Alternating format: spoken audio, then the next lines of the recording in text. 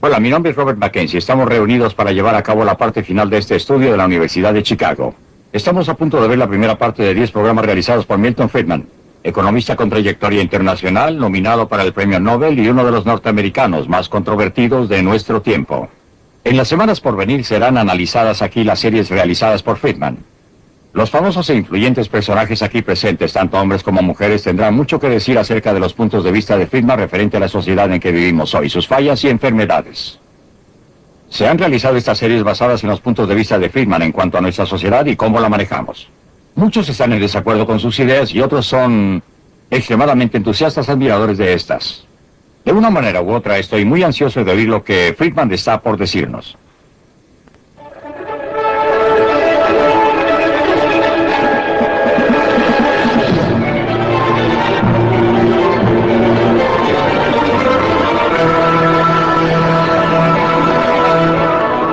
Libre para elegir.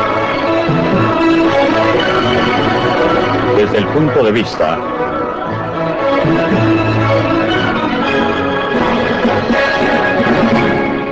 de Milton Friedman. Es una mañana preciosa en el área metropolitana de Nueva York. El poder del mercado. Los cielos están asoleados, con un poco de nubosidad sobre el extremo este de Long Island, observándose algo de neblina.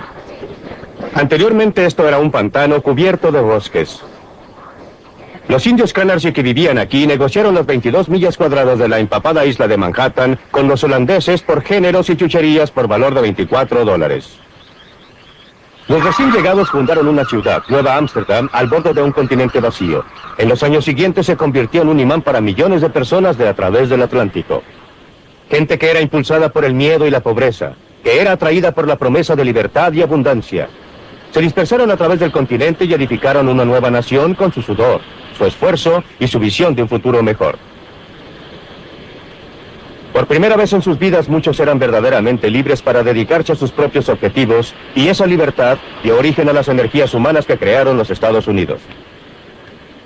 Para los inmigrantes que fueron saludados por esta estatua, América era verdaderamente una tierra de oportunidades.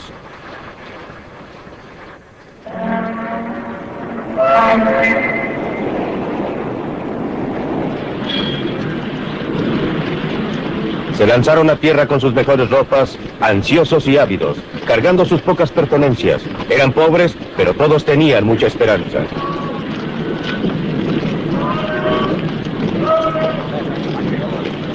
Cuando llegaron encontraron, según ocurrió a mis padres, no una vida fácil, sino una vida muy dura. Pero muchos tenían amigos y parientes para ayudarles a comenzar, para ayudarles a formar un hogar, obtener un trabajo y establecerse en el nuevo país.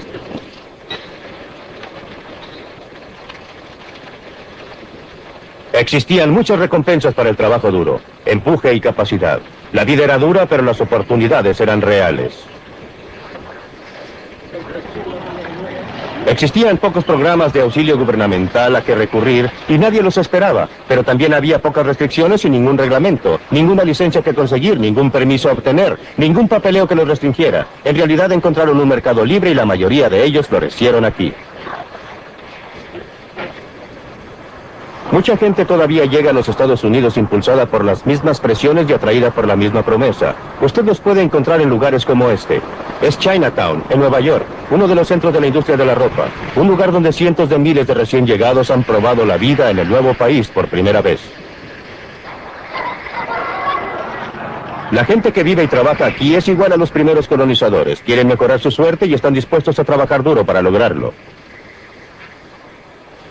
Aunque no he estado a menudo en fábricas similares a esta, la conozco muy bien, porque esta es exactamente la misma clase de fábrica donde mi madre trabajó cuando llegó por primera vez a este país, a la edad de 14 años, hace casi 90. Y si no hubieran existido fábricas como esta en ese momento en que ella pudo comenzar a trabajar y ganar un poco de dinero, no habría podido venir, y en caso que yo existiera, sería un ruso o un húngaro en vez de un americano. Por supuesto que ella no se quedó aquí por mucho tiempo, se quedó hasta que aprendió el idioma. Mientras desarrollaba algún sentimiento por el país y gradualmente pudo crearse a sí misma una vida mejor. Similarmente, la gente que está ahora son igual que mi madre, inmigrantes de un país distante. Vinieron aquí porque les gusta más y tienen mayores oportunidades. Un lugar como este da la oportunidad de empezar. No se van a quedar aquí por mucho tiempo ni para siempre.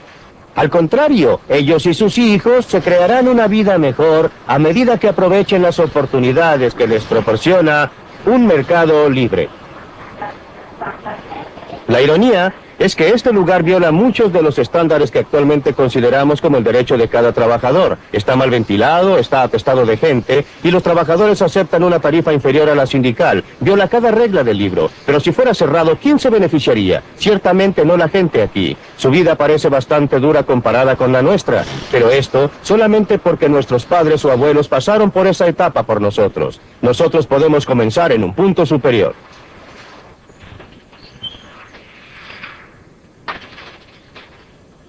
El padre de Frank Visali tenía 12 años cuando llegó solo a los Estados Unidos. Llegó de Sicilia. Eso ocurrió hace 53 años. Frank es un dentista exitoso con esposa y familia. Viven en Lexington, Massachusetts.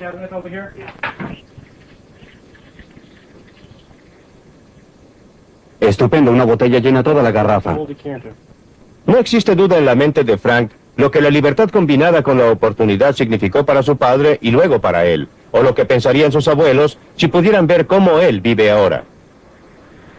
Ellos no creerían lo que pueden ver, que una persona puede emigrar de una pequeña isla y tener tanto éxito fuera de su país, ya que ellos estaban principalmente dedicados al campo, trabajando allí como labriegos. Mi padre vino acá, logró algún éxito, y luego trató de construir una estructura familiar. Todo lo que él hizo fue para su familia. Fue para una mejor vida para su familia. Y siempre puedo recordar que me decía lo que usted sabe. Lo principal en la vida es obtener una educación, llegar a ser un profesional. Joanny, por favor, no comas eso con las manos. La familia Visali, como todos nosotros que actualmente vivimos en los Estados Unidos, debe mucho al clima de libertad que heredamos de los fundadores de nuestro país. Un clima que concedió amplios límites a los pobres de otros países que vinieron aquí y fueron capaces de crear vidas mejores para ellos y sus niños. ¿Ustedes, niñas, van a querer esto? ¿Tú, Chris? Yo sé que no quieres la crema batida. Pero en los últimos 50 años, hemos estado despilfarrando esa herencia al permitir al gobierno que controle más y más nuestras vidas, en vez de basarnos en nosotros mismos. Debemos redescubrir las viejas verdades que los inmigrantes conocían instintivamente, lo que es la libertad económica y el papel que juega para preservar la libertad personal.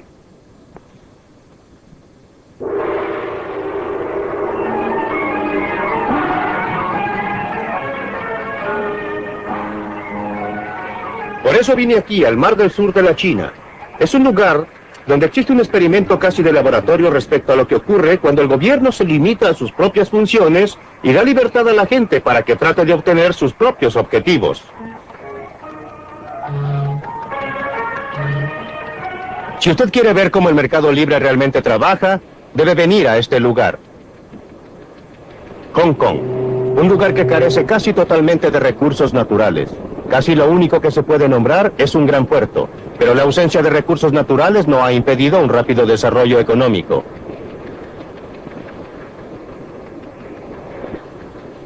Barcos de todas las naciones vienen aquí a comerciar porque no existen derechos ni aranceles sobre las importaciones o sobre las exportaciones.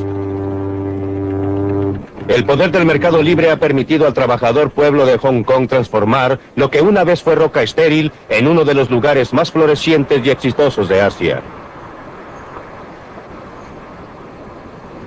Aparte de su puerto, el único otro recurso importante de Hong Kong es la gente. Más de 4,5 millones de habitantes. Igual que América hace un siglo, Hong Kong en los últimos decenios ha sido un asilo para gente que buscaba la libertad para aprovechar sus capacidades al máximo.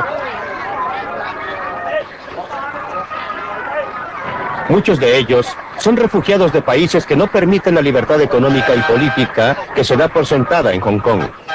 A pesar de un rápido crecimiento de la población, a pesar de la falta de recursos naturales, el estándar de vida es uno de los más altos en toda el Asia.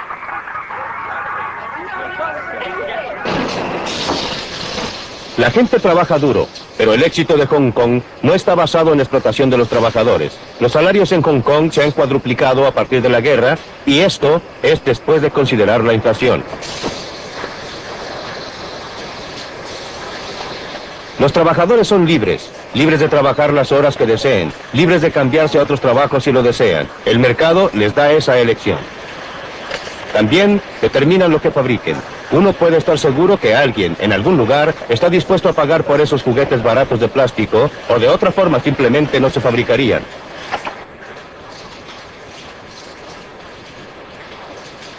La competencia de lugares tales como Corea del Sur y Taiwán ha hecho que los productos baratos sean menos rentables, y por eso, los hombres de negocios de Hong Kong se han estado adaptando.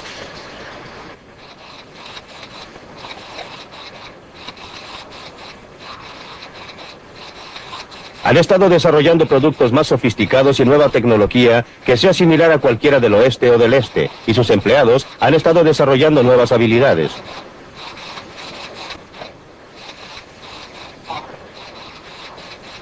Hong Kong no se detiene jamás. Siempre hay algún negocio que hacer, alguna oportunidad que debe ser aprovechada. Por mucho tiempo ha sido un centro de turismo y el paraíso del comprador, y actualmente es uno de los centros comerciales del este. Es la gente común de Hong Kong la que se beneficia de todo ese esfuerzo y empresas.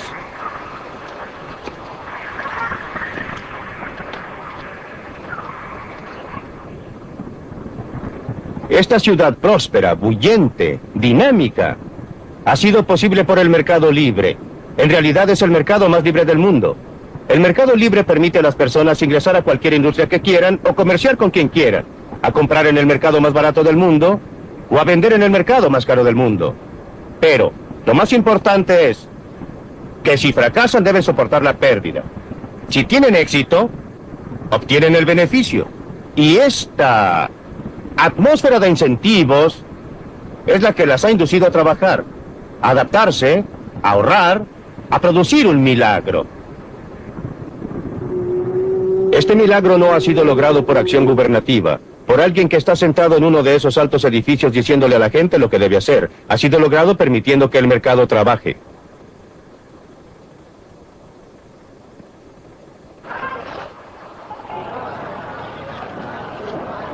Camine por cualquier calle de Hong Kong y verá las fuerzas impersonales del mercado en operación.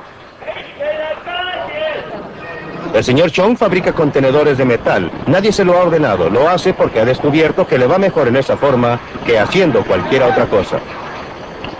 Pero si la demanda por los contenedores de metal disminuye, o si alguien descubre una forma más barata de hacerlos, el señor Chang pronto recibirá el mensaje.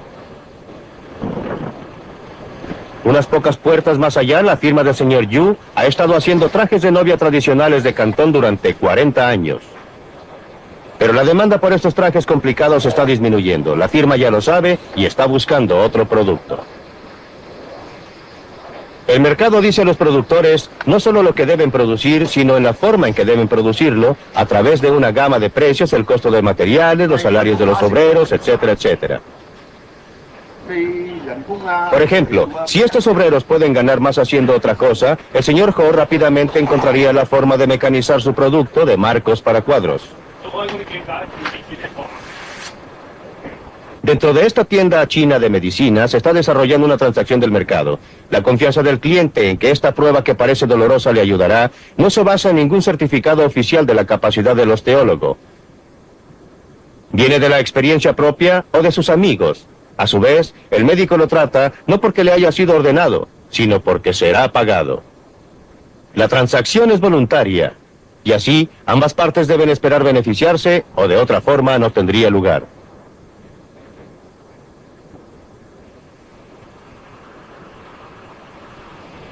Créalo o no, este patio posterior es la entrada a una fábrica.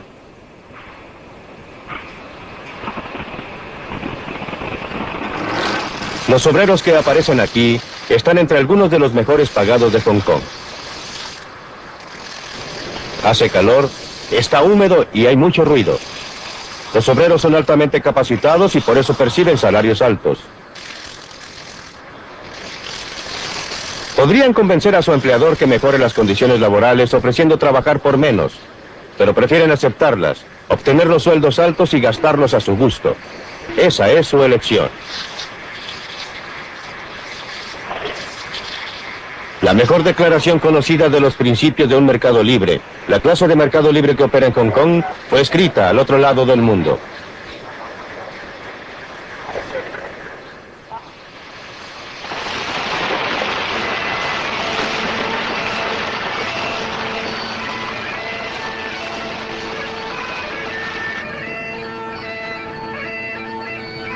Hace 200 años en Escocia, Adam Smith enseñó en la Universidad de Glasgow. Su brillante libro La riqueza de las naciones se basó en las conferencias que allí dictó. Los principios básicos del mercado libre, según Adam Smith, los enseñó a sus alumnos en esta universidad. En realidad, son muy simples. Observen este lápiz de mina. No existe una sola persona en el mundo que lo pueda fabricar. ¿Declaración notable? En absoluto. La madera de que está fabricado, según creo, proviene de un árbol que fue cortado en Washington. Para cortar ese árbol se necesita una sierra. Para fabricar la sierra se necesitó acero. Para obtener el acero se necesitó mineral de hierro. Este centro negro lo llamamos mina, pero en realidad es grafito comprimido. No estoy muy seguro de dónde viene, pero creo que de algunas minas de Sudamérica. Este extremo rojo, el borrador, es de goma. Probablemente proviene de Malasia, de donde el árbol del caucho ni siquiera es originario. Fue importado de Sudamérica por algunos hombres de negocios con ayuda del gobierno británico. El casquillo de bronce, no tengo la menor idea de dónde proviene. Ni la pintura amarilla, ni la pintura que delineó las líneas negras, ni el pegamento que lo mantiene unido. Literalmente, miles de personas cooperaron para fabricar este lápiz. Gente que no habla el mismo idioma, que practica religiones diferentes, que podría odiarse si se conocieran. Cuando usted va a la tienda y compra este lápiz, en realidad está intercambiando unos pocos minutos de su tiempo por unos pocos segundos del tiempo de todas esas miles de personas. ¿Qué los unió y los indujo a cooperar para fabricar este lápiz? No había ningún comisario enviando oficios o dando órdenes desde alguna oficina central. Fue la magia del sistema de precios, la operación impersonal de los precios, que los juntó y logró que cooperaran para fabricar este lápiz, de modo que usted lo pueda obtener por una suma insignificante. Es por esto que la operación del mercado libre es tan esencial, no solo para promover la eficiencia del producto, sino aún más, para fomentar la armonía y la paz entre los pueblos del mundo. Esta gente está viajando entre dos sociedades muy diferentes. Este es Lo U, el punto fronterizo oficial entre China y Hong Kong. Existe una cantidad considerable de tráfico en esta frontera. La gente la atraviesa con un poco de más libertad que anteriormente. Mucha gente de Hong Kong comercia en la China y el mercado ha ayudado a unir a los dos países más estrechamente. Pero las barreras entre ellos son aún muy reales. A este lado de la frontera, la gente es libre no solo en el mercado, sino con respecto a toda su vida. Tienen libertad para hacer lo que quieran, para escribir lo que quieran, para actuar según les agrade. Esto no sucede allá. Por eso la gente de la China, que no puede obtener permiso de salida, llega a extremos peligrosos para escapar. Arriesgan sus vidas. Muchos pierden sus vidas, pero eso no impide que otros lo sigan. Algunos son atraídos por el estándar de vida material más alto de Hong Kong, pero aún más por el natural deseo humano de ser libres. La gente que obtiene permiso oficial para abandonar la China es muy afortunada. Podrán gozar de los beneficios de la libertad económica que encontrarán en Hong Kong. Pero lo que es más importante, eso les dará una libertad más amplia. La libertad humana y política nunca ha existido y no puede existir sin una gran medida de libertad económica. Aquellos de entre nosotros que hemos tenido la suerte de haber nacido en una sociedad libre, tendemos a tomar la libertad, a considerarla como el estado natural de la humanidad. No lo es. Es una cosa singular y preciosa. La mayoría de la gente a través de la historia, la mayoría de la gente actualmente, ha vivido bajo condiciones de tiranía y miseria, no de libertad y prosperidad. La demostración más clara de lo mucho que la gente aprecia la libertad es la forma en que votan con sus pies, cuando no tienen otra forma que votar.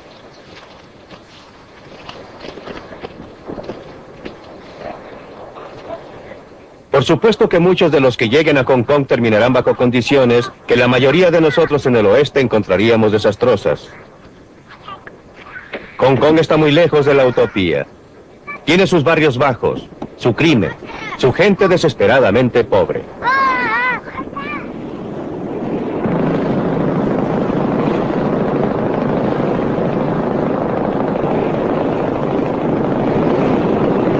Pero la gente es libre. Después de todo, ese es el motivo por el cual muchos han venido aquí, a pesar de tener que vivir en barcos vivienda que se filtran en uno de los numerosos pequeños puertos de Hong Kong. Aquí tienen libertad y oportunidad de progresar, de mejorar su suerte, y muchos lo logran.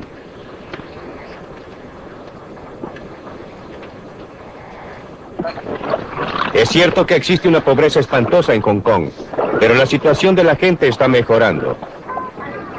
Están mucho mejor ahora que cuando recién llegaron atravesando la frontera con la China.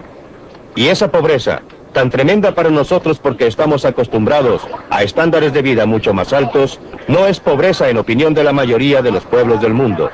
Es una pobreza a la cual aspiran, un estado de cosas que desearían lograr.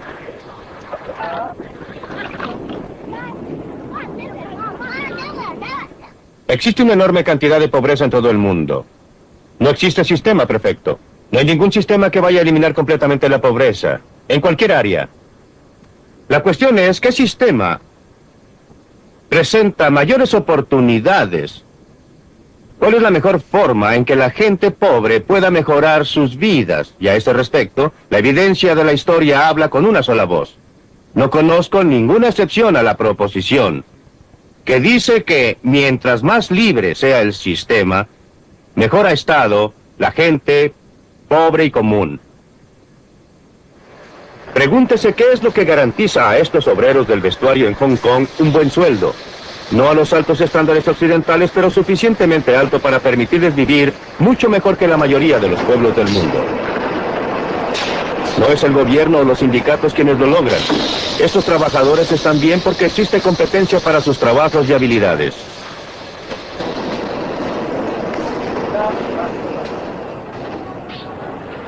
Cuando un hombre de negocios tiene problemas, un mercado amenaza con desaparecer o se presenta un nuevo competidor, y hay dos cosas que se pueden hacer.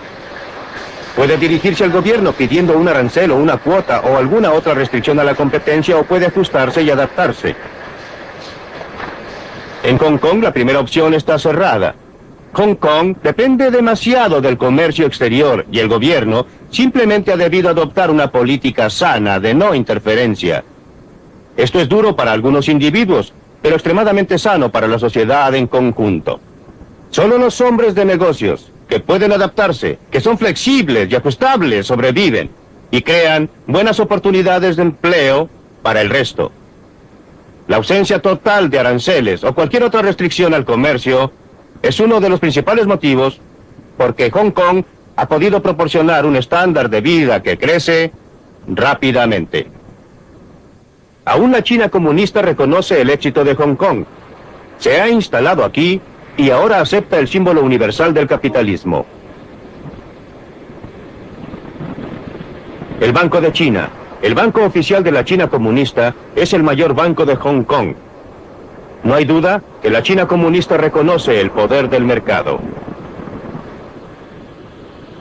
En todo esto, el gobierno de Hong Kong ha tenido un rol importante, no solo por lo que ha hecho, sino por lo que ha dejado de hacer.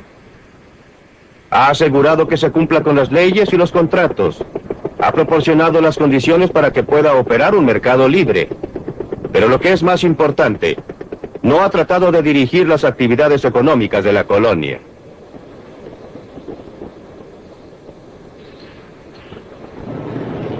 Ningún funcionario gubernamental está diciendo a esta gente lo que debe hacer. Son libres de comprar a quien quieran, a vender a quien quieran, trabajar para quien quieran. A veces parece el caos y así es.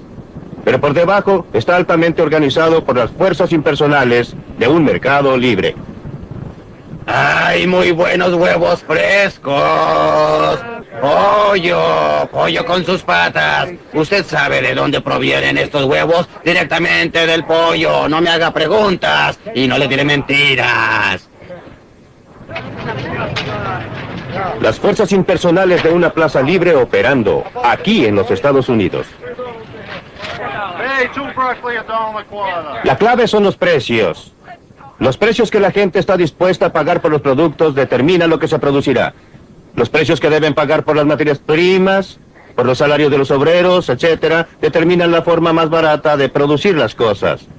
Entre otras, estos mismos precios, los salarios de los obreros, el interés sobre el capital, etcétera, determinan cuánto cada persona gasta en el mercado. Es tentador tratar de separar esta función final de los precios de las otras dos. Pensar que en una forma u otra se pueden usar los precios para transmitir la información respecto a lo que debe ser producido y cómo debe ser producido, sin usar estos precios para determinar lo que obtiene cada persona. En realidad, la actividad del gobierno durante los últimos decenios ha estado dedicada casi exclusivamente a esto. Si lo que la gente obtiene no va a ser determinada por lo que produce, y cómo lo produce, y con cuánto éxito trabaja, ¿qué incentivo existe para que actúen de acuerdo con la información que es transmitida? Existe una sola alternativa, la fuerza. Algunas personas que digan a otras lo que deben hacer. ¡No tenemos ideas! ¡Vengan aquí! ¿Qué va a llevar? Tenemos perejil a 30 centavos. Aproxímense. Aproxímense a la llévenlo aquí. Esto está más fresco. Llévelo. Está más fresco. ¡Hey! ¡No cambies por $1.50! ¿Cuánto le voy a dar? Dios, mire lo que tengo. Tomates verdaderamente buenos, muy ricos. Venga, pruebe uno. Uno de esos tomates, no se arrepentirá. Usted come gratis aquí. Vamos, corra. No le cobramos. Almuerce gratis. Pruebe estos ricos tomates. Pruébelos. Pruebe Ya estos sé tomates. lo que voy a hacer. El principio fundamental de una sociedad libre es la cooperación voluntaria. El mercado económico, comprando y vendiendo, es un ejemplo, pero la cooperación voluntaria es mucho más amplia que esto. He aquí un ejemplo que a primera vista parece lo más lejano posible, el idioma que hablamos. Las palabras que usamos, la estructura compleja de nuestra gramática, ninguna oficina gubernamental la diseñó. Se originó en la interacción voluntaria de gente que quería comunicarse entre sí.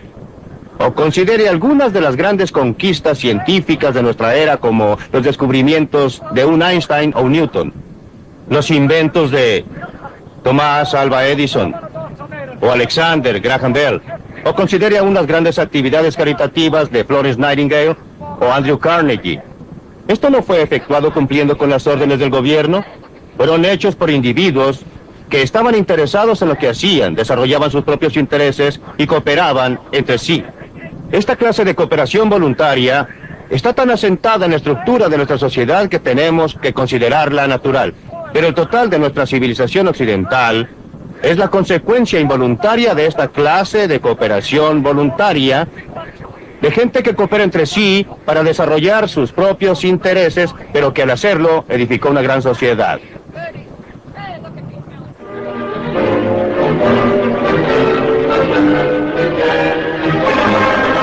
Libre para elegir. En la Biblioteca Hunter de la Universidad de Chicago están nuestros invitados que esperan la oportunidad de mostrarnos sus puntos de vista. Empecemos. Me pareció que estaba diciendo que la edad dorada de América, cuando realmente era una tierra de oportunidades, fue a fines del siglo XIX a comienzos del siglo XX, cuando no existían reglamentos, permisos o papeleo. Yo alegaría que el gobierno tuvo un rol decisivo en una enorme concesión a los ferrocarriles para crear una economía capitalista norteamericana. En segundo lugar, en esa edad dorada descubrirá que el gobierno intervenía constantemente en una forma muy característica, usaba tropas contra los huelguistas. La historia laboral norteamericana ha sido la lucha de clases más violenta y sangrienta del mundo. Y hasta 1932 el gobierno, las leyes, los tribunales, la sociedad, siempre estaban de parte de los negocios contra los trabajadores. Por consiguiente, alegaría que tanto económicamente y en términos de reprimir los intentos de la gente para hacer valer sus derechos, nuestro gobierno antes del aparecimiento del Estado previsor en este país más o menos pertenecía a los negocios. Milton Friedman. Michael Harrington está viendo el agujero en la puerta del granero y no está mirando a dicha puerta. Resulta que durante todo ese periodo el gobierno en realidad intervenía de tiempo en tiempo y generalmente para hacer daño. Estoy de acuerdo con él que la intervención del gobierno principalmente no era buena en los aranceles, por ejemplo. Por otra parte, durante todo ese periodo los gastos gubernamentales, los gastos federales, los gastos del gobierno central nunca fueron superiores al 3% de la renta nacional. Eran triviales. Las concesiones de tierra a los ferrocarriles fueron un factor de menor importancia y yo no los apruebo. No estoy diciendo que fueran buenos, pero eran un factor muy insignificante. Hay que tener un sentido de las proporciones y esto se refiere a toda la discusión. No soy un anarquista. No propicio la eliminación del gobierno. Creo que necesitamos un gobierno, pero un gobierno que establezca un marco y reglas bajo las cuales los individuos, trabajando en pos de sus propios objetivos, puedan trabajar juntos y cooperar entre sí, y trabajen y cooperen, pero no solo en lo económico. Quiero llevarlo a esa teoría de que estábamos mejor, menos regulados a fines del siglo XIX y comienzos del XX porque, recuerde, la analogía del taller donde se imponía un trabajo excesivo proviene de allí cuando no existía ningún intento de restringir las horas de trabajo o regular las condiciones laborales. Pues bien, ¿acepta usted esta visión de ese periodo? Creo que es necesario contrastar lo que ha ocurrido en el intertanto. No veo cómo podamos hablar de eso sin compararlo con el periodo de interinato. Usted habló respecto al hecho de que durante los últimos 50 años hemos dilapidado parte de nuestra herencia de libertad. Y creo que durante los últimos 50 años hemos conseguido una mayor libertad. Casi durante la mitad de ese tiempo trabajé para una de las compañías industriales mayores del mundo, la DuPont Company. Así pude involucrarme en el lanzamiento de nuevas empresas y llegué a conocer bien al sistema de libre empresa, al cual respeto mucho. Pero durante ese periodo, y especialmente durante los últimos años en que he estado más involucrado con el gobierno y asuntos ambientales, me he convencido de que nuestra libertad mejoró cuando se permitió que la gente pudiera actuar libremente en el mercado. Libertad para votar con sus dólares en el mercado, libertad para votar con sus boletas en el lugar de la votación, y libertad para imponer algunas restricciones a los excesos del mercado, especialmente cuando uno está preocupado de cosas tales como el impacto a largo plazo sobre nuestra salud de la contaminación de nuestro medio ambiente, la introducción de materiales carcinógenos o la radiación de nuestra gente con productos nucleares. ¿Qué hay respecto a poner restricciones a los excesos del gobierno? ¿No se ha convertido eso en un problema cada vez más serio? ¿Cómo puede ser que un gobierno del pueblo supuestamente haga cosas que una fracción muy grande de la población en realidad prefiere que no se hagan, tales como cobrarles impuestos excesivos, regirlos demasiado y sobreregularlos? Creo que nuevamente usted está mirando a un lado y no al otro, aunque estoy de acuerdo en ver lo que sucedió en el intertanto. ¿Estamos mejor que hace 50 años? Jamás lo negaría. Pero estamos parados sobre los hombros de la gente que vivió antes de nosotros y debemos observar lo mucho que lograron desde su punto de partida. Ese fue el periodo en que tuvimos el tremendo influjo de inmigrantes del exterior, millones y millones y millones de ellos, cuando abrimos un nuevo continente, cuando teníamos logros. Milton, usted dice, sin embargo, que existe algún sentido en que preferiría volver a esas circunstancias donde no existía ninguna regulación del trabajo de la fábrica, ningún horario, ninguna limitación de horas trabajadas. ¿Quiere volver a eso o dice que era un escalón de donde estamos ahora? Depende de lo que usted entienda por circunstancias. No quiero tener que volver a usar un coche de caballos en vez de un automóvil. Pero prefiero volver a las clases de reglamentos gubernamentales o a la ausencia de reglamentos. El mayor grado de libertad que se concedía a los individuos para desarrollar una u otra actividad que existía entonces en vez de lo que existe ahora. Creo que en realidad nuestros jefes industriales han sido arrastrados hacia el futuro gritando. Resistieron las leyes sobre el trabajo infantil, resistieron la previsión social, los sindicatos y ahora el movimiento ambiental. Una vez que el gobierno los forzó a prestarle atención por la votación de la gente en la cabina o lugar de votación, entonces los jefes industriales, los jefes comerciales prestaron atención a estas reglas y en la mayoría de los casos las han cumplido muy bien. Perdón, Juan Calvin, díganos, ¿es justa esa declaración? Quizás los industriales tienen una visión más clara de la historia y sus expectativas. El bien más precioso que poseemos es la libertad. La manera más fácil de perder la libertad es caer bajo administración judicial. Y quiero decir administración económica, porque un síndico es un dictador. Y hasta el punto que usamos los costos y gravámenes del gobierno que nos llevan en la dirección de nuevas deudas, administración judicial final y luego las consecuencias políticas de la imposición del dictador político sobre la economía y el trabajo y los derechos de la vida del individuo. Quizás los industriales pueden ver más lejos respecto a las consecuencias de todo esto. Harrington, creo dos cosas. Una, considerar la libertad positivamente. Creo que la gente mayor de 65 años en los Estados Unidos son más libres hoy día debido al servicio de asistencia médico-social. Y no creo que la libertad para morirse por falta de medicina era algo muy bueno.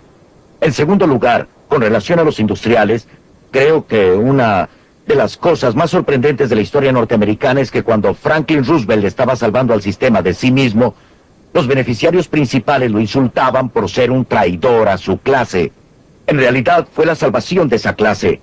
Y creo por consiguiente que si ustedes observan nuestra historia encontrarán una tremenda miopía de parte de los industriales y descubrirán que los aumentos positivos en nuestra libertad, lo que es bastante interesante, no han venido de nuestros graduados de las universidades, sino a menudo de la gente, no de la mejor gente. Han venido de los trabajadores, han venido de gente pobre, de los negros, hispanos y similares. Milton, quiere usted replicar, pero ¿por qué nos llevó a Hong Kong a probar algo? Por supuesto, aunque no estoy acostumbrado a estar de acuerdo con Michael Harrington, estoy de acuerdo en parte con lo que acaba de decir. No creo que sea correcto plantear la situación en términos de industria versus gobierno. Por el contrario, uno de los motivos por que estoy a favor de menos gobierno es porque cuando hay más, los industriales se hacen cargo de él, y los dos juntos forman una coalición contra el trabajador común y el consumidor común. Creo que el comercio es una institución maravillosa siempre que tenga que enfrentarse a competencia en el mercado y no pueda salirse con la suya excepto a producir un mejor producto a un costo menor. Por eso no quiero que el gobierno intervenga y ayude a la comunidad de negocios. Ahora quiero considerar su pregunta respecto a atención médica. Mucha gente se ha beneficiado con la atención médica, pero usted no está considerando el aspecto costos. ¿Qué ha sucedido a la gente que lo está pagando? Porque no es un bien gratis, no viene de la nada. ¿Y están beneficiándose de él en forma eficaz con relación a los costos? Esas son las preguntas. Es demagogia, si usted me perdona, Michael Harrington. Quiero decir que la gente que tiene asistencia médica es más libre, por supuesto, en una dimensión. Pero ellos han estado pagando durante toda su vida. ¿Han hecho un buen negocio? En este momento sí. Los hombres jóvenes, los trabajadores que están ingresando ahora a previsión social, van a hacer un negocio realmente malo. Milton, lo interesante es que la gente mayor de 65 años está pagando más de su renta gastable en cuidado médico que antes de la promulgación del sistema de asistencia médica social. El gobierno no hace bien las cosas. No hace bien las cosas, sí. No ha hecho bien las cosas en Gran Bretaña, en Canadá o en los Estados Unidos. Pues bien, Milton, usted nos llevó a Hong Kong exactamente respecto a ese punto. Usted dijo que era un verdadero modelo de operación del mercado. ¿Es esa realmente una descripción ecuánime de Hong Kong? En este momento sí. Nuevamente no existen cosas que sean 100% en un sentido y 100% en el otro. Todo está mezclado. Hong Kong tiene un gobierno y sucede que es un gobierno. En este caso no existe democracia en Hong Kong. Es dirigida desde Gran Bretaña, es una colonia de la corona británica y el gobernador general inglés, etcétera, y el ministro de finanzas la rigen. Pero la situación en Hong Kong es que existe muy poca regulación de la industria de parte del gobierno. Existe un comercio libre total. No existen aranceles, no existen subsidios de exportación, no existen restricciones para la compra y venta de monedas. De modo que es lo más cercano a un mercado totalmente libre que se puede encontrar actualmente en el mundo, y no existe duda que los principales beneficiarios han sido las personas con bajas rentas, la gente pobre que llega a Hong Kong en cientos de miles y de millones de la China roja y siguen tratando de llegar ahí. Eso se refiere a la pregunta de Michael Harrington respecto de si un sistema industrial, un sistema libre de empresas, un sistema que los pobres sufren bajo los talones de los industriales rapaces, que es lo que le preocupa. Entonces, ¿cómo explica el éxito en Hong Kong? El punto en que la gente continúa votando con sus pies para ir allá.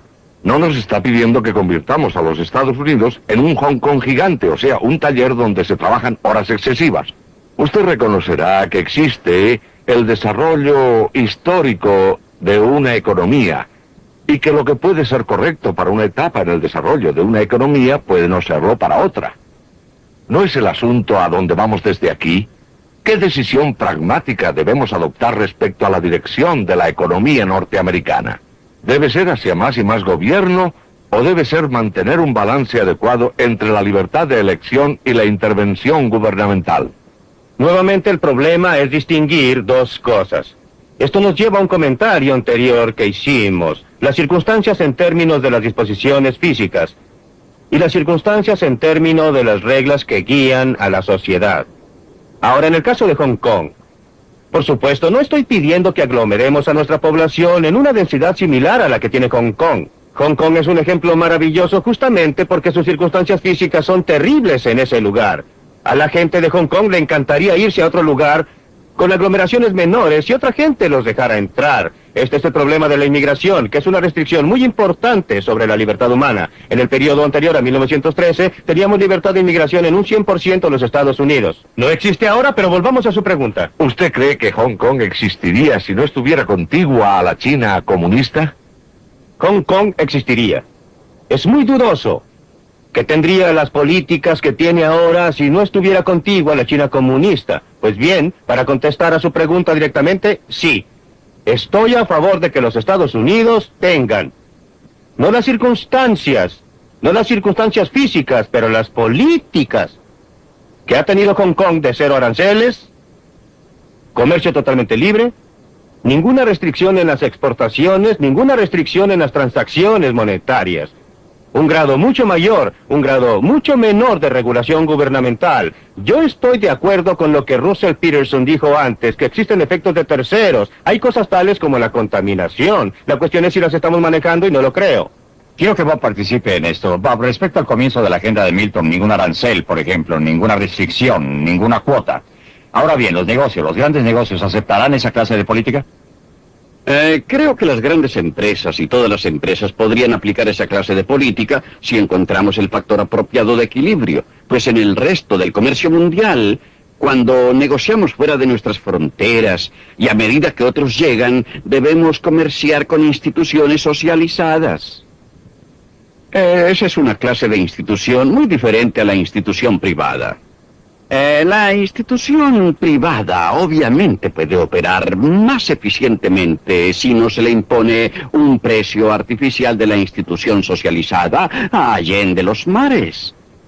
Por eso creo que debe existir no el proteccionismo, sino que debe haber una regla internacional básica que impida a la institución socializada subsidiar y aprovecharse de la institución privada. ¿Incluye usted a los 9 países del mercado común, sin embargo, como países socialistas, o está dispuesto a tener competencia de los 9 países del mercado común?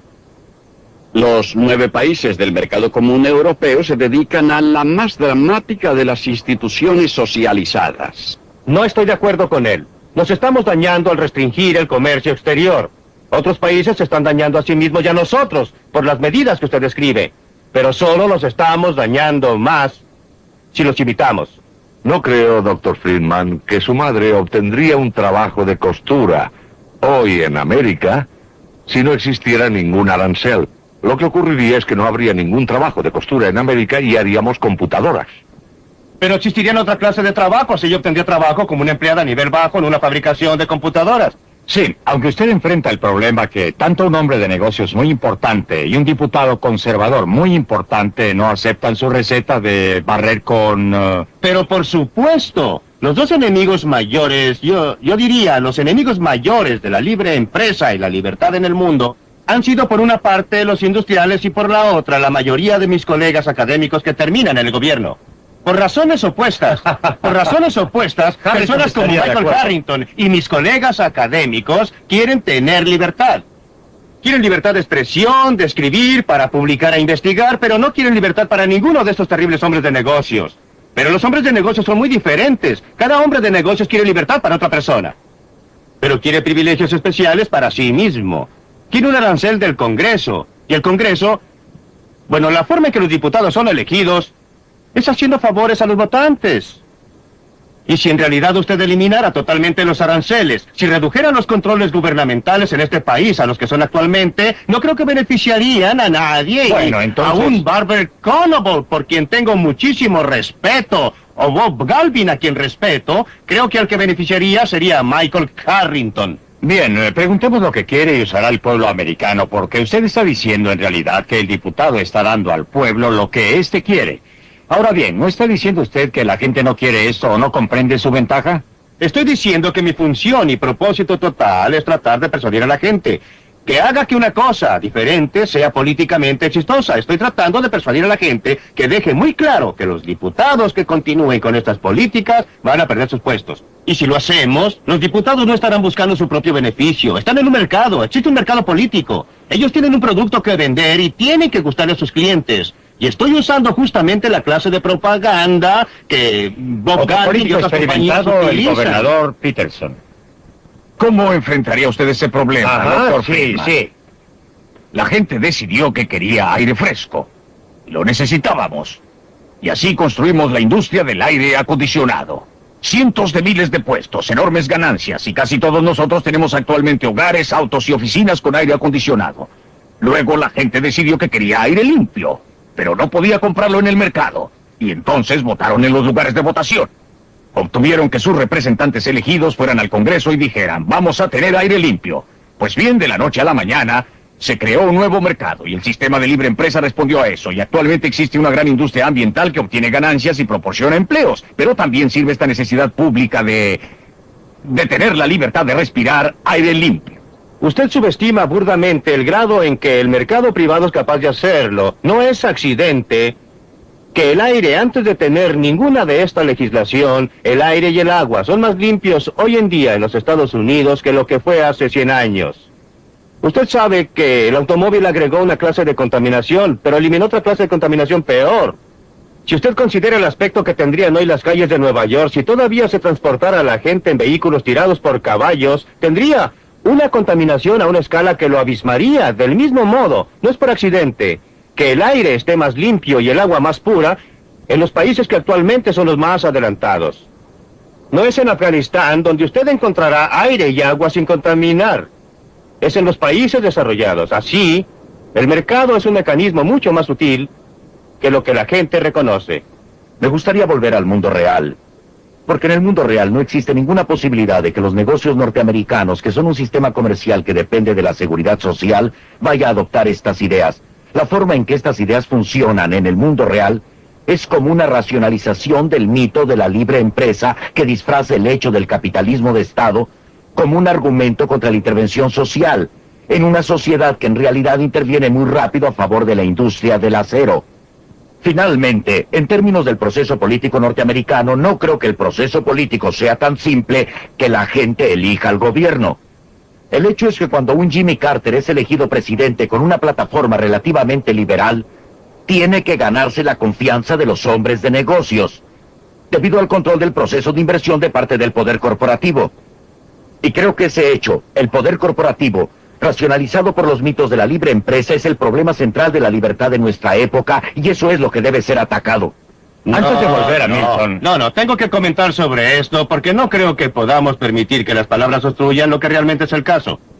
Creo que usted cree que no tenemos socialismo. Yo le diría que el 46% de cada corporación de este país pertenece al gobierno de los Estados Unidos.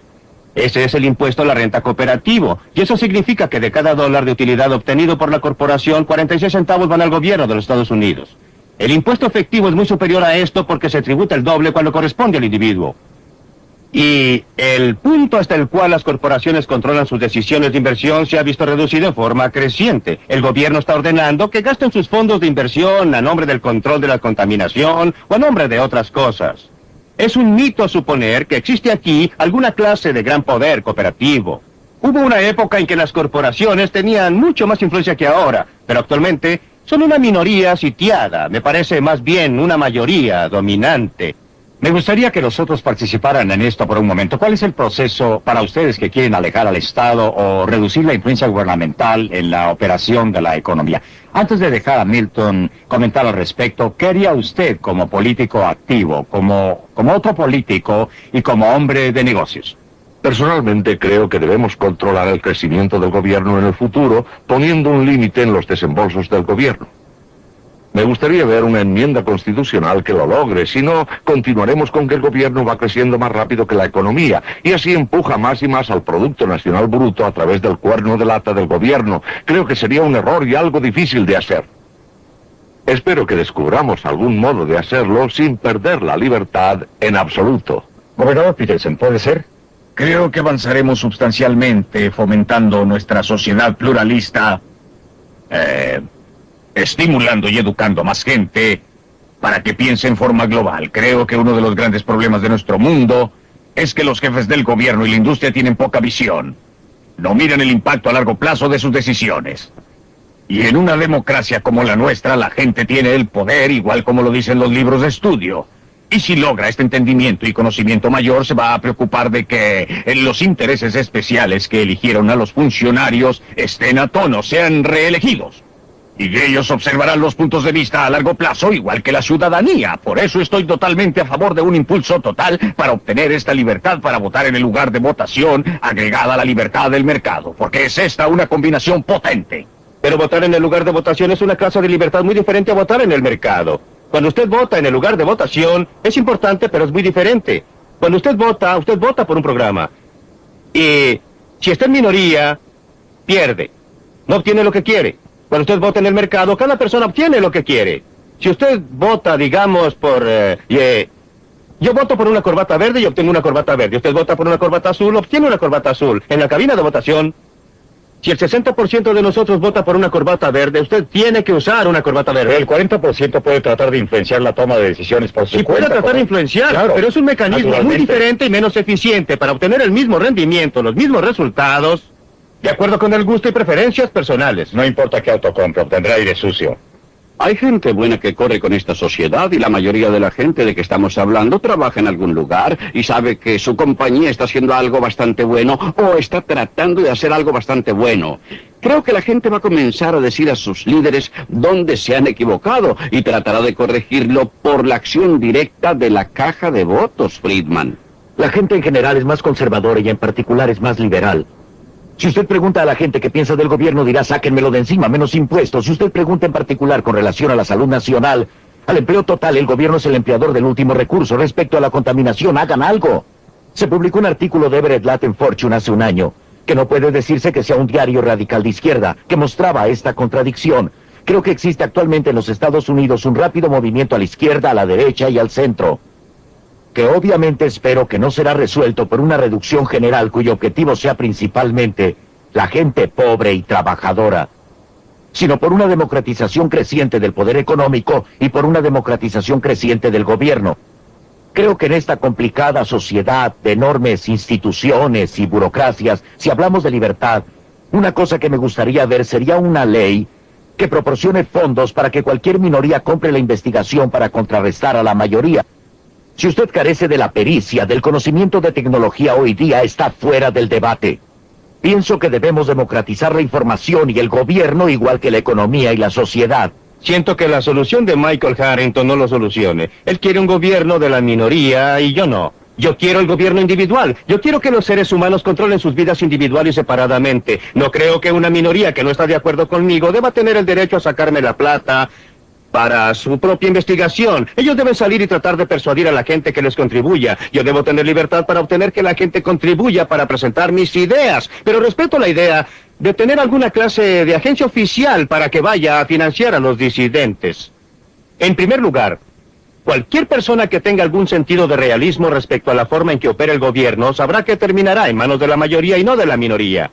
Pero ¿puede el gobierno en esta economía mundial compleja, extremadamente interdependiente que se está desarrollando? ¿Puede usted creer místicamente en la mano invisible de Adam Smith? Ocurre que pienso que Adam Smith fue una de las figuras intelectuales más grandes de la historia del mundo y que el capitalismo fue uno de los avances mayores que jamás haya obtenido la humanidad. Pero precisamente porque lo pongo en un contexto histórico, el capitalismo, según pronosticó un amigo mío que se llamaba Karl Marx hace algún tiempo, ha desarrollado tremendas tendencias hacia el monopolio, concentración, corporaciones multinacionales, abastecimientos de dinero no controlados ya por el Federal Reserve Bank o aún el presidente de los Estados Unidos. y pensar que usted puede responder a este medio radicalmente nuevo con una solución del siglo XVIII. Creo realmente que corresponde a un ejercicio intelectual cuyo efecto práctico y político es racionalizar el poder conservador en América. Esto es un mito completo, que el progreso de un país desarrollado interiormente en un mundo más complicado necesita la intervención gubernamental. La intervención gubernamental no ha crecido en aquellas áreas que se derivan de la total interdependencia del mundo. ¿Dónde crece? Al tomar el dinero de algunas personas y darlo a otras. Doctor Friedman, todo lo que tengo que decir es que el gobierno tiene que vivir en el siglo XX. Por supuesto. Mucho menos que en el XIX o en el XVIII. Sí, pero nuevamente... Y tomar a la sociedad como es hoy en día. En realidad lo hacemos. Y entonces construir sobre eso. Para mí, la cosa decisiva en discusión aquí es una presentación mítica, no histórica, de una solución abstracta tomada del tiempo, que no considera la tremenda evolución de la sociedad capitalista, la tremenda interdependencia del mundo, el hecho que actualmente no solo tenemos una planificación económica nacional, sino que en la reunión cumbre de Tokio tenemos planificación económica internacional de los principales poderes capitalistas industriales. Y bajo estas circunstancias, tomando en cuenta el enorme logro de Adam Smith y el de la sociedad capitalista, bajo esta situación histórica radicalmente cambiada, proponer estas soluciones clásicas, me parece que es proponer algo no serio, que sin embargo funciona para racionalizar el poder corporativo económico y político conservador. Los grandes logros del siglo XIX vienen de apartarse de la clase de sistema que usted quiere volver a imponer. Usted quiere hacernos volver a los siglos XVIII y XVII, cuando teníamos una sociedad corporativa y un gobierno que controlaba las cosas. El asunto no es si lo que alguien está proponiendo corresponde al siglo XX o XIX o XVIII. El asunto es qué es lo correcto en hacer, cuál es la mejor forma, en qué podemos ampliar nuestras oportunidades, conservar nuestra libertad, mantener nuestra prosperidad. Me parece que la clase de solución que usted propone involucra más de lo mismo, más de las medidas que han fallado una y otra vez en lograr los objetivos. Dejaremos el debate hasta aquí y esperamos que se unan a nosotros la próxima edición de Libre para Elegir.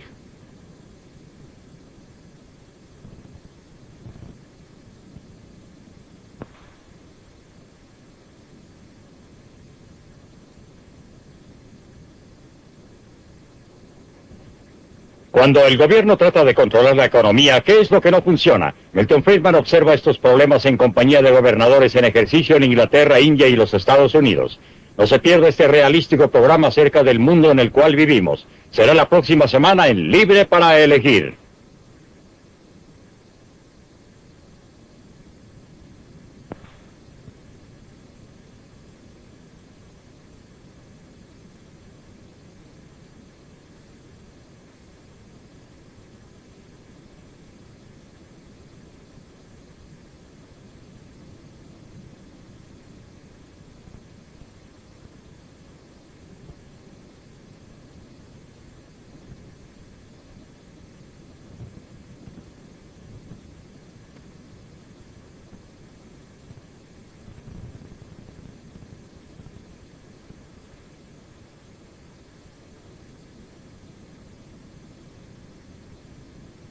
Principalmente dedicados al campo, trabajando allí como labriegos. Mi padre vino acá, logró algún éxito, y luego trató de construir una estructura familiar. Todo lo que él hizo fue para su familia, fue para una mejor vida para su familia. Y siempre puedo recordar que me decía lo que usted sabe, lo principal en la vida es obtener una educación, llegar a ser un profesional. Joanny, por favor, no comas eso con las manos. La familia Visali, como todos nosotros que actualmente vivimos en los Estados Unidos, debe mucho al clima de libertad que heredamos de los fundadores de nuestro país. Un clima que concedió amplios límites a los pobres de otros países que vinieron aquí y fueron capaces de crear vidas mejores para ellos y sus niños. ¿Ustedes, niñas, van a querer esto? ¿Tú, Chris? Yo sé que no quieres la crema batida. Pero en los últimos 50 años, hemos estado despilfarrando esa herencia al permitir al gobierno que controle más y más nuestras vidas, en vez de basarnos en nosotros mismos. Debemos redescubrir las viejas verdades que los inmigrantes conocían instintivamente, lo que es la libertad económica y el papel que juega para preservar la libertad personal.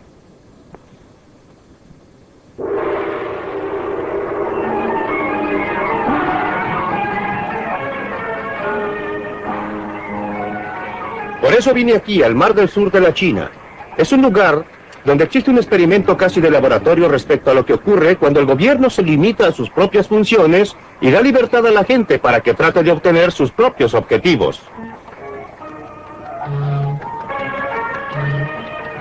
Si usted quiere ver cómo el mercado libre realmente trabaja... Sobre el extremo este de Long Island, observándose algo de neblina. Anteriormente esto era un pantano cubierto de bosques. Los indios Canarsie que vivían aquí negociaron las 22 millas cuadradas de la empapada isla de Manhattan con los holandeses por géneros y chucherías por valor de $24. Los recién llegados fundaron una ciudad, Nueva Ámsterdam, al borde de un continente vacío. En los años siguientes se convirtió en un imán para millones de personas de a través del Atlántico. Gente que era impulsada por el miedo y la pobreza, que era atraída por la promesa de libertad y abundancia. Se dispersaron a través del continente y edificaron una nueva nación con su sudor, su esfuerzo y su visión de un futuro mejor. Por primera vez en sus vidas muchos eran verdaderamente libres para dedicarse a sus propios objetivos y esa libertad dio origen a las energías humanas que crearon los Estados Unidos. Para los inmigrantes que fueron saludados por esta estatua, América era verdaderamente una tierra de oportunidades.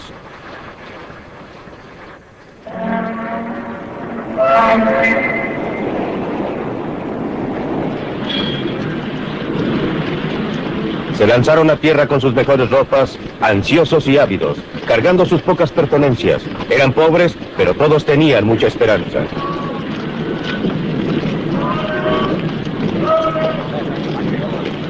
Cuando llegaron encontraron, según ocurrió a mis padres, no una vida fácil, sino una vida muy dura. Pero muchos tenían amigos y parientes para ayudarles a comenzar, para ayudarles a formar un hogar, obtener un trabajo y establecerse en el nuevo país.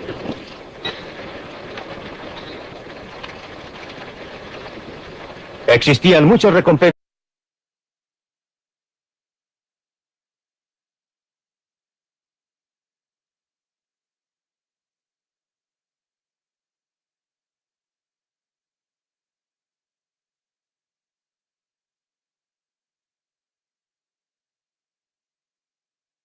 Hola, mi nombre es Robert Mackenzie. Estamos reunidos para llevar a cabo la parte final de este estudio de la Universidad de Chicago. Estamos a punto de ver la primera parte de 10 programas realizados por Milton Friedman, economista con trayectoria internacional, nominado para el Premio Nobel y uno de los norteamericanos más controvertidos de nuestro tiempo. En las semanas por venir serán analizadas aquí las series realizadas por Friedman. Los famosos e influyentes personajes aquí presentes, tanto hombres como mujeres, tendrán mucho que decir acerca de los puntos de vista de Friedman referente a la sociedad en que vivimos hoy, sus fallas y enfermedades. Se han realizado estas series basadas en los puntos de vista de Friedman en cuanto a nuestra sociedad y cómo la manejamos. Muchos están en desacuerdo con sus ideas y otros son extremadamente entusiastas admiradores de estas. De una manera u otra estoy muy ansioso de oír lo que Friedman está por decirnos.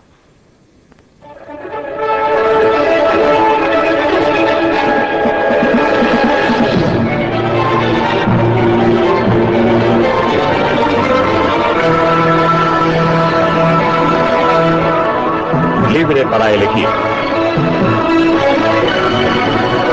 Desde el punto de vista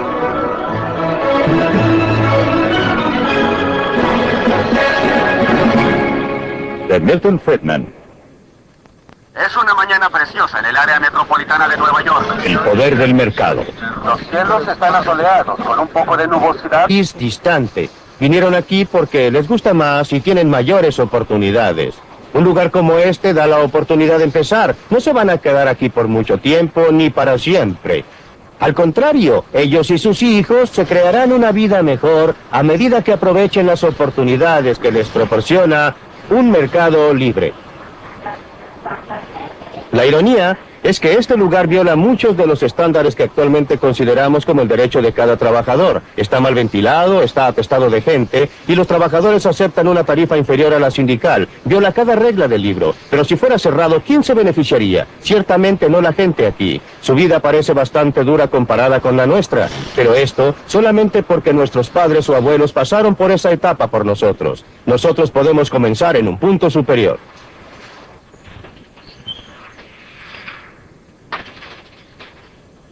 El padre de Frank Visali tenía 12 años cuando llegó solo a los Estados Unidos. Llegó de Sicilia. Eso ocurrió hace 53 años. Frank es un dentista exitoso con esposa y familia. Viven en Lexington, Massachusetts.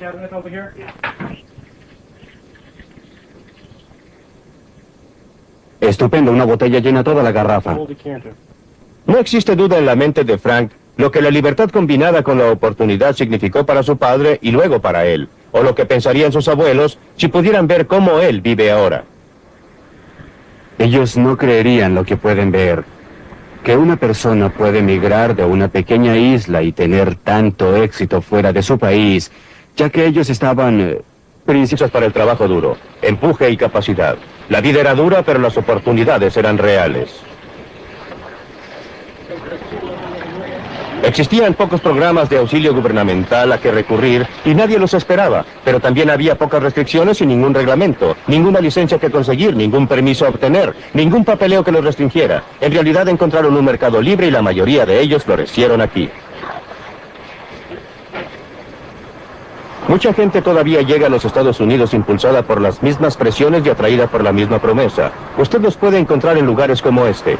Es Chinatown, en Nueva York, uno de los centros de la industria de la ropa. Un lugar donde cientos de miles de recién llegados han probado la vida en el nuevo país por primera vez. La gente que vive y trabaja aquí es igual a los primeros colonizadores. Quieren mejorar su suerte y están dispuestos a trabajar duro para lograrlo. Aunque no he estado a menudo en fábricas similares a esta, la conozco muy bien, porque esta es exactamente la misma clase de fábrica donde mi madre trabajó cuando llegó por primera vez a este país, a la edad de 14 años, hace casi 90.